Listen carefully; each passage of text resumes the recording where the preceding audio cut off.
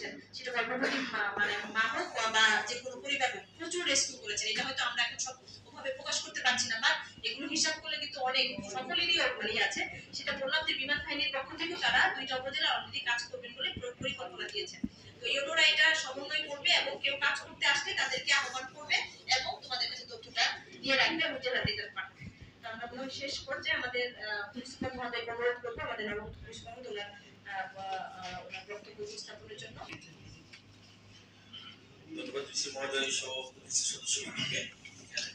আসলে মূল আলোচনাগুলো হয়ে গেছে। আমি যেহেতু সমাজ কল্যাণের ছাত্র, ঢাকা বিশ্ববিদ্যালয় থেকে পাশ করেছি মাস্টার্স, সে বিষয়ে আমি একটু সমাজ কল্যাণের বিষয়ে একটু বলতে চাই, কারণ এই বিষয়ে আমার কিছু আজকের অভিজ্ঞতা হয়েছিল এক সময়। তো এইখানে খুব বেশি বলবো না, কারণ মিটিং শেষ পর্যন্ত অন্তত 2 ঘন্টা পার হয়ে গেছে আমাদের। এখানে তো সময় আমি বেশি নেবো না, মাত্র 2 মিনিট নিয়ে পাবো। এখানে আমাদের যে গ্যাপটা সাধারণত সবাই বলছে যেটা কোঅর্ডিনেশন, এই কোঅর্ডিনেশন যদি প্রপারলি হয় তাহলে কিন্তু আমাদের এখানে আমরা যে মহৎ উদ্দেশ্যে কাজ করছি সবাই একদিকে, এখানে আমাদের কোনো সমস্যা হবে না। সবচেয়ে বড় জিনিস যেটা ক্লাস্টারে যে আমরা ভাগ করেছি, যে প্রবলেমগুলো আমরা আইডেন্টিফিকেশন করার পরে 10টা ক্লাস্টারে ভাগ করা হয়েছে। এখানে 10টা ক্লাস্টার যদি আমাদের এখানে জেলা পর্যায়ের সেন্ট্রাল কমিটি, উপজেলা পর্যায়ের কমিটি, ইউনিয়ন পর্যায়ের কমিটি, ওয়ার্ড পর্যায়ের কমিটি, ইভেন গ্রাম পর্যায়ের কমিটিগুলো যদি আমরা প্রপারলি কাজ করি তাহলে কিন্তু আমাদের সমস্যাগুলো হওয়ার কথা না। কারণ যেখানে প্রান্তিক পর্যায়ে যেখানে সমস্যা, যে সমস্যা যেখানে আসছে ক্লাস্টার ভিত্তিক যদি আমরা সেখানে এমফাসিস করি, সেখানে গুরুত্ব দিই, যে প্রপার ব্যক্তিগত জিনিসটা পায়, এখানে কোনো দল বা নির্বিশেষে যে ব্যক্তি এফেক্টেড সে ব্যক্তি যেন পায়, সে বিষয়টা এনশিওর করতে হবে। এখানে সে বিষয়টা আমার একটা অনুরোধ থাকবে। আর এখানে স্ট্রং মনিটরিং থাকতে হবে। আমরা বলি অনেক কাজ করি, এই যে ক্লাস্টারগুলো, এই ক্লাস্টারগুলোকে কিন্তু মনিটরিং করতে হবে আমাদেরকে। যে এই ক্লাস্টারগুলোতে কাজ করছে, এনজিও বিভিন্ন এনজিওতে কাজ করছে, এটা স্ট্রং একটা মনিটরিং থাকতে হবে। এই স্ট্রং মনিটরিং যদি না থাকে তাহলে কিন্তু আমরা প্রান্তিক জনগণের কাছে একটু বসতে পারবো না, যারা এফেক্টেড জনগণ তাদের কাছে বসতে পারবো না।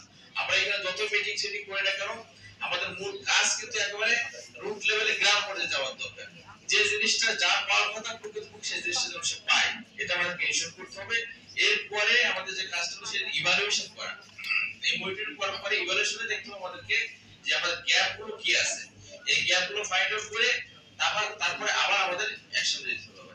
আমার পক্ষ থেকে এতটুকুই। আর এখানে ট্রান্সপারেন্সি আমাদের মেজর মহোদয় বলছেন, সবাইকে দেখতে হবে এই বিপদের সময়। বড় বিপদ আপনারা পার করেছেন, সবাই মিলে সমস্ত মানুষ ছিল, তাদেরকে উদ্ধার করতে পেরেছেন, তাদের অন্ধ কষ্ট বাসস্থানের চেষ্টা চলছে, চিকিৎসা ব্যবস্থা দেওয়ার চেষ্টা চলছে।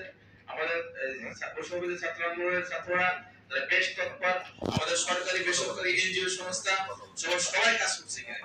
এরপরে এখন যে কার্যক্রম হবে, এখন শিক্ষা, চিকিৎসা, কৃষি, অন্যান্য বিষয়গুলো, এই বিষয়গুলোকে আমাদেরকে এমএসসি দিতে হবে, যেগুলো আমাদের কথা আলোচনা হয়েছে এখানে। এক্ষেত্রে আইন শৃঙ্খলা বিষয়ে যদি কোনো সমস্যা থাকে, আপনারা যেখানে কাজ করবেন, যেখানে কোনো প্রবলেম ফেস করবেন, আমাদের সশস্ত্র বাহিনীর সদস্যরা আছে, অফিসাররা আছে, তাদের সাথে আমরা একত্রে সমানে করে কাজ করব। ওভারঅল আমাদের ডিসি মহোদয় আছে এখানে, ইউনো সাহেবরা আছে, আমাদের থানাগুলো সব ফাংশনিং হয়ে গেছে মাসের পরে। ইনশাআল্লাহ আপনাদেরকে যেখানে যে সমস্যা, সেই সমস্যাগুলো আমরা আইন শৃঙ্খলা সংক্রান্ত সমস্যাগুলো আমরা আপনাদেরকে সমাধান করতে সচেষ্ট আশা রাখি।